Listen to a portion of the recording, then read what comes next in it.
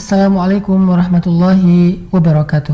Allah Subhanahu wa taala berfirman, "Wala uqsimu bin nafsil lawwamah." Dan aku bersumpah dengan jiwa yang menyesali dirinya. Teman-teman sekalian, ayat ini menceritakan kepada kita secara ringkas tentang banyak manusia yang di akhirat nanti akan menyesali kehidupan mereka di dunia. Mereka akan berandai-andai sekiranya mereka bisa dikembalikan ke dunia untuk bisa memperbaiki diri. Mereka akan mengatakan, "Ya laitani kuntu turaba." Aduhai seandainya saya dulu hanya menjadi debu. Mereka akan mengatakan, "Aduhai seandainya saya bisa berteman dengan orang baik itu." Mereka akan mengatakan, "Aduhai seandainya dulu saya mau mendengar nasihat dan mengikutinya." Banyak lagi kalimat-kalimat berandai-andai yang diucapkan oleh nafsul lawwamah, orang-orang yang menyesali kehidupannya di dunia ketika dia sudah berada di akhirat. Dan kita semua berharap semoga kita tidak termasuk orang yang nafsun lawwamah, orang yang jiwanya penuh dengan penyesalan. Tapi kita berharap termasuk orang yang jiwanya nafsun mutmainnah, jiwa yang penuh dengan ketenangan. Para ulama mengajarkan kepada kita gimana caranya biar kita nggak termasuk orang yang banyak menyesal nanti di akhirat. Nggak termasuk orang yang banyak berandai-andai nanti ketika udah di hadapan Allah. Nggak termasuk orang yang menangisi kehidupan di dunianya. Gimana caranya? Kata ulama, jalan untuk terhindar dari semua penyesalan itu adalah muhasabah dan mu'aqabah sejak kita di dunia. Apa itu muhasabah dan mu'aqabah? Muhasabah itu menghitung-hitung kesalahan kita, menghitung-hitung kekurangan kita, menghitung-hitung dosa-dosa kita.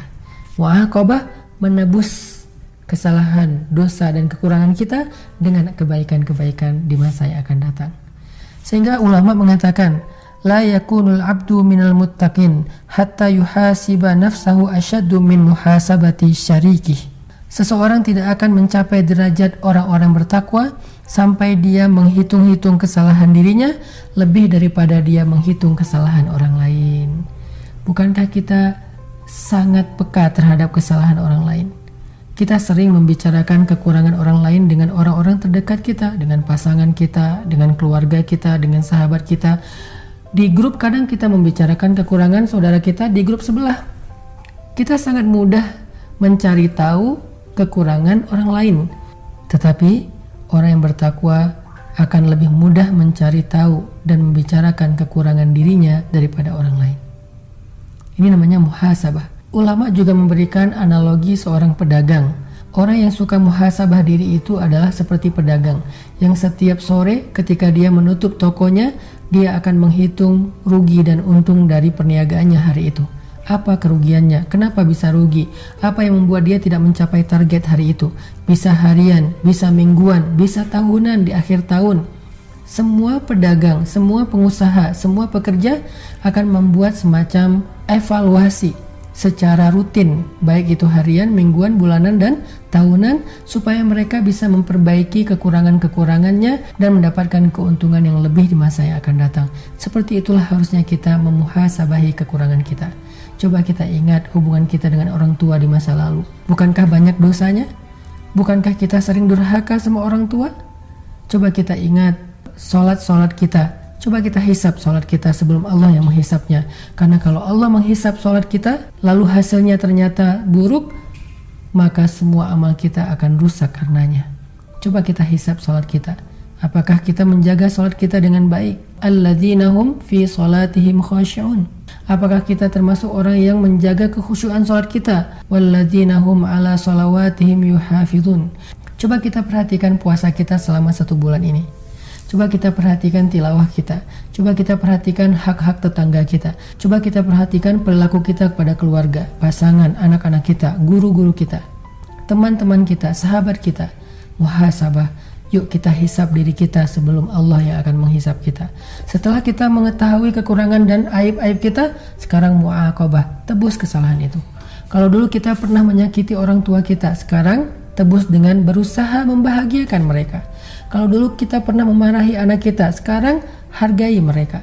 Kalau dulu kita pernah ribut dengan pasangan kita, sekarang mengalah dan maafkan mereka. Kalau dulu kita pernah menzalimi hak orang lain, sekarang kita bantu orang lain. Kalau dulu kita pernah meninggalkan sholat, sekarang perbanyak sholat sunnah setelah sholat wajib. Kalau dulu kita pernah berbuat dosa, sekarang ganti itu dengan kebaikan dan amal-amal soleh lainnya.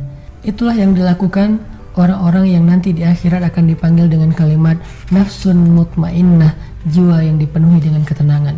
Tetapi seseorang yang jarang memuhasabahi dirinya di dunia dan menebus kesalahannya dengan kebaikan, dia akan termasuk orang-orang yang nanti di akhirat penuh dengan penyesalan, wala uqsimu bin nafsil lawwamah, dan menjadi orang yang banyak berandai-andai, ya laitani kun.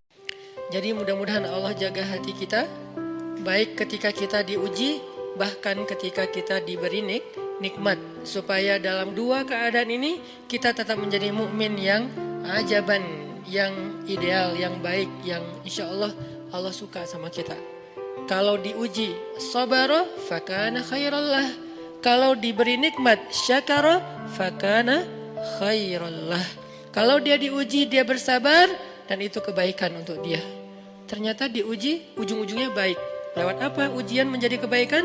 Lewat sabar. Bukankah Allah bilang wabasyiris sabirin, sampaikan berita gembira kepada orang yang sabar. Ada banyak kebaikan yang Allah sediakan untuk orang yang sabar kalau dia sabar. Dan kalau diberi nikmat syakara, kalau diberi nikmat dia bersyukur, fakana khairallah. Kenapa nikmat kok menjadi kebaikan? Maksudnya dengan dia bersyukur, Allah tambahkan kebaikan itu. La in syakartum la azidannakum. Jadi orang beriman itu kayaknya hidupnya tuh harusnya sih nggak ada bete-nya.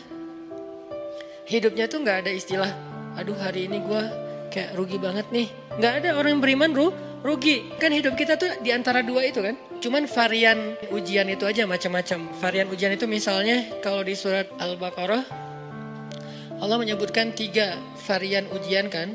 Ba'sa, dharra, zulzilu. Ujian fisik, ujian harta. Harta ini termasuk karir, kerjaan, usaha, bisnis. Dan ujian zulzilu, ujian perasaan, termasuk diputusin, atau orang yang dekat sama kita jadian sama yang lain, atau mungkin di unfollow oleh ya gitu deh. Saya kalau udah ngebahas bab ini agak gimana gitu.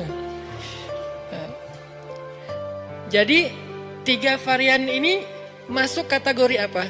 Masuk kategori ujian. Tetap aja 2. Kalau nggak ujian nikmat, antara 2 itu nih. In asabathu sarra syakara wa in asabathu dharra sabara. Udah gitu aja. Dan nanti bahkan sampai ayatnya gini.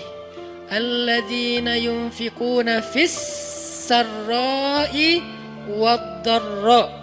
Orang yang tetap beramal soleh lewat hartanya dalam keadaan dia berkelebihan atau dalam keadaan dia kekurangan. Itu mukmin, keren banget gitu. Dia tuh nggak pernah kehilangan kesempatan berbuat baik. Baik beramal soleh ketika dia dalam keadaan dikasih nikmat, maupun beramal soleh ketika dia dikasih ujian, tetap aja beramal soleh. Contoh yang ayat tadi, yunfikuna fis sarra, berinfak dalam keadaan sarra, dalam keadaan bahagia, senang, lagi dapat untung gitu kan. Ataupun yunfikuna fit dharra, tetap berinfak walaupun dia dalam keadaan dharra, dalam keadaan susah, dalam keadaan dor itu kan bahaya. Ini kalau saya infak nih bahaya nih buat saya nih. Kalau saya kasih nih saya kayak nggak ada tabungan buat mahar nih. Kalau saya kasih ke dia, terus saya gimana? Gitu kan? Ini dor banget nih, bahaya banget nih. Tapi dia tetap berinfak. Siapa yang mencontohkan hal seperti itu? Selain pastinya Rasulullah udah nggak diragukan lagi. Yang jadi kayak simbol berinfak walaupun dia butuh.